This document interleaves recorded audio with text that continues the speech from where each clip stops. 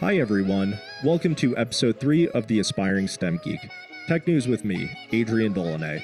In this podcast episode, I am going to review recent tech news as of September 2024. The topics covered will span from technical machine learning to popular culture such as video games. As with the other episodes, the podcast will be available in video and audio formats. First, I am going to talk about two recent video games that were released in the past month, Black Myth: Wukong and Space Marines 2. There's been a lot of talk about both of these. Black Myth: Wukong was developed and is published by Game Science in Shenzhen, China, and created using Unreal Engine 5. The team was founded by ex-Tencent employees. The game is inspired by a famous Chinese novel, Journey to the West. Black Myth: Wukong is a single-player action role-playing game that has some RPG elements.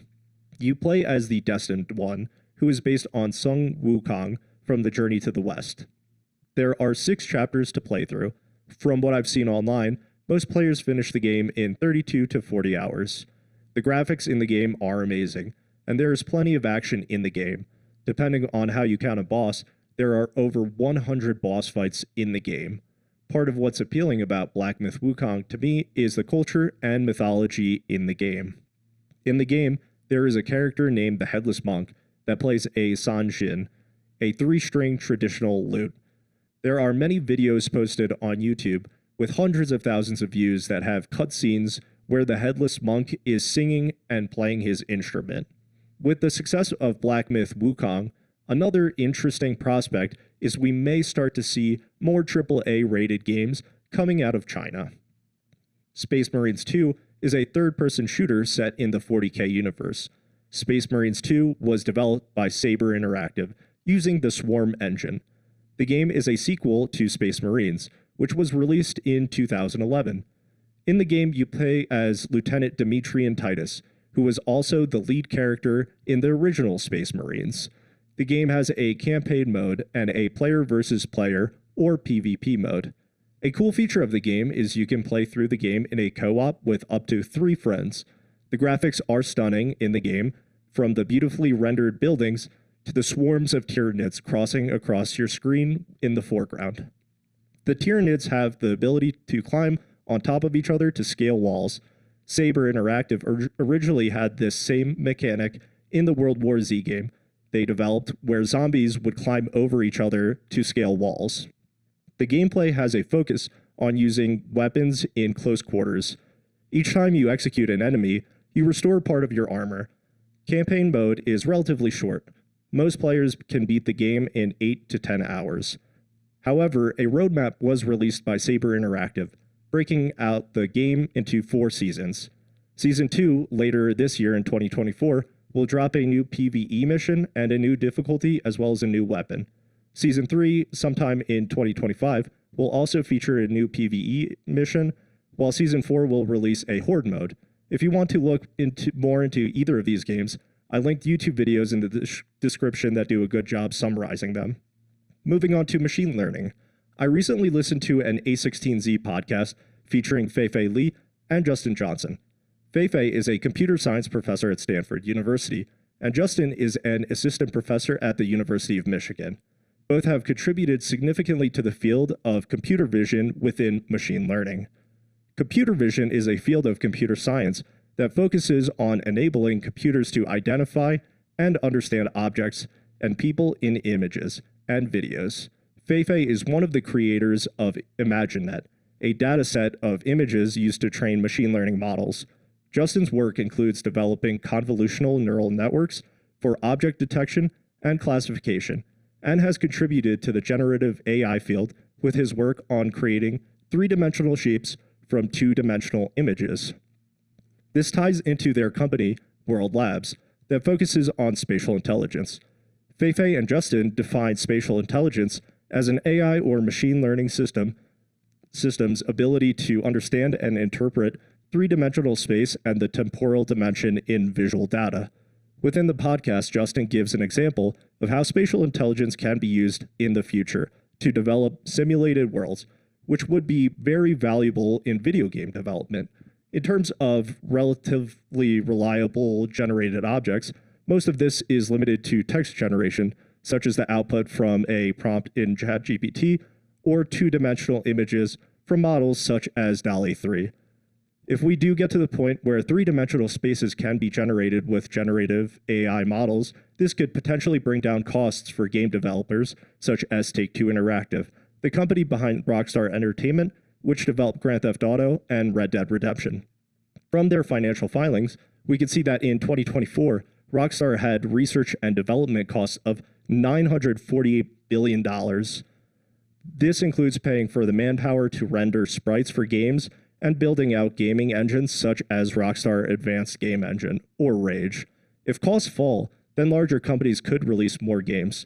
Even more exciting is indie gaming companies could start releasing AAA quality games. I linked the podcast in the description below. Sticking with machine learning and AI, the number of new unicorns being crowned has fallen since 2021, according to Crunchbase. Unicorns are private companies that are valued at $1 billion or more. However, machine learning and AI companies account for the largest proportion of unicorns recently, followed by financial technology companies. These include generative AI companies such as Mistral AI and Anthropic, who provide large language models that generate responses similar to ChatGPT, among other generative products. There is also Hugging Face, which is a platform similar to GitHub, where users and companies can share their AI and machine learning models. Given the number of AI companies that have become unicorns, there is a good chance that this trend will continue in the short term. One of the unicorns is OpenAI, which brought generative AI to the public. OpenAI was founded as a nonprofit company in 2015 and came to be known in households around the world after releasing its large language model, ChatGPT-3, in 2022. As of September 12th, OpenAI was in talks to raise money at a valuation of $150 billion, potentially making it one of the most valuable private companies in the world. OpenAI is in the process of restructuring itself from a nonprofit to a for-profit company. This would make raising additional money easier for the company because potential investors would be more likely to invest in a company that is a profit-maximizing company. However, the governance of OpenAI would have to change as well. For example, the company released an article titled Governance of Superintelligence in 2023. The article broadly talks about the risk of artificial intelligence, also known as AGI. AGI refers to when an artificial intelligence system can reason by itself without any human intervention. AGI has not yet been achieved, and it is currently debated if it will ever be achieved. But the potential risks of AGI are important. The question for OpenAI is, will it still consider and review risks such as AGI with the same rigor that it has before becoming a for-profit company? One of the largest costs for AI and machine learning models is the energy needed to train the models.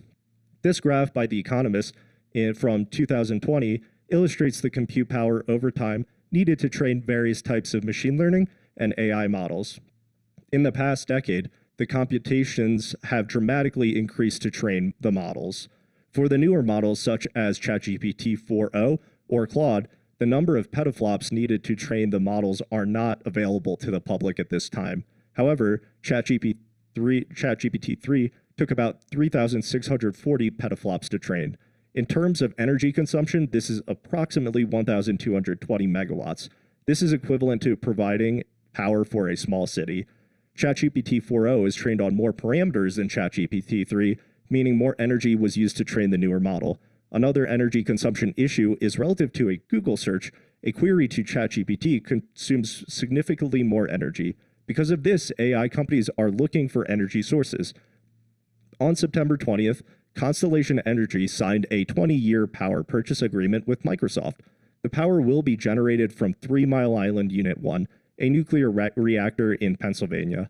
The plant will add approximately 835 megawatts to the grid, part of which Microsoft will use to power its data centers. 3 Mile Island became famous after a nuclear accident at the Unit 2 reactor on March 28, 1979. Unit Reactor 2 experienced a cooling system failure when the secondary water loop stopped flowing. Because of a maintenance error, the emergency backup cooling system was not engaged. This led to a partial core meltdown, where the fuel rods inside the reactor started to overheat and melt. The melted material stayed within the reactor and did not leak out. After the accident at 3 Mile Island, and then the Chernobyl disaster in 1986, countries started reconsidering nuclear energy. The graph from The Economist shows that peak construction for nuclear plants was in the late 1970s to the early 1980s. After the accidents, many projects were abandoned and construction significantly slowed. Another issue is that nuclear plants are complex to build and require a large upfront investment. However, given that nuclear energy is a relatively clean energy source and that demand for electricity has spiked, additional nuclear power plants are starting to be built, and a few nuclear plants that are offline are starting to be restarted. In my final segment, I am going to talk about the debate that Linux kernel developers are having about utilizing Rust and C for kernel development. Rust and C are systems programming languages designed for low-level programming tasks. The Linux kernel is the core component that allows the Linux operating system to run. The kernel manages hardware resources, system processes, and provides an interface between software and hardware. The Linux kernel was written and released by Linus Torvalds in 1991. Linus wrote the Linux kernel with C and assembly language. Compared to Microsoft's Windows operating system, the Linux operating system is open source and has gained market share over time. Rust was first introduced in December of 2022 in the Linux kernel 6.1 version. Rust contains a foreign function interface that allows it to work with existing C source code. One of the arguments for utilizing Rust is memory safety. There have been issues with memory safety, such as buffer overflows, where a program tries to write more data to a fixed-size memory buffer than it can hold. This overflow can cause data corruption and other vulnerabilities. In C, developers have more control over the program and can directly manipulate memory, whereas in Rust, there are strict rules of how memory can be manipulated. The manual management has led to buffer overflow issues in the Linux kernel. Although integrating Rust may seem like a solution, there are difficulties in implementing this. The Linux kernel is mostly written in C, and the majority of developers code in C. Everyone switching to also develop in Rust may not be feasible. The debate may just seem like computer geeks getting too revved up in their own technical world, but the implications can be significant. For providers of cloud virtual machines such as Amazon Web Services and Google Cloud, a significant number use a Linux distribution as their underlying operating system. Even Microsoft Azure has a significant number of virtual machines running Linux. In 2018, a Microsoft executive stated that slightly over half of VMs are Linux. Because the Linux kernel is dependent on developers who volunteer their time to work on the kernel, the group effort is very significant. If there is a significant disagreement, this can potentially cause issues with kernel development. There has been talk of a kernel fully developed with Rust by programmers such as Drew DeVault. There are great videos on this topic that go in depth from Primeagen that I linked in the description. I also included a video on Linus talking about Rust in the Linux kernel development. Thanks everyone for watching or listening to the podcast. See the description below for links to all my resources. You can find the podcast on YouTube, Spotify, Apple Podcasts, Audible, and iHeartRadio.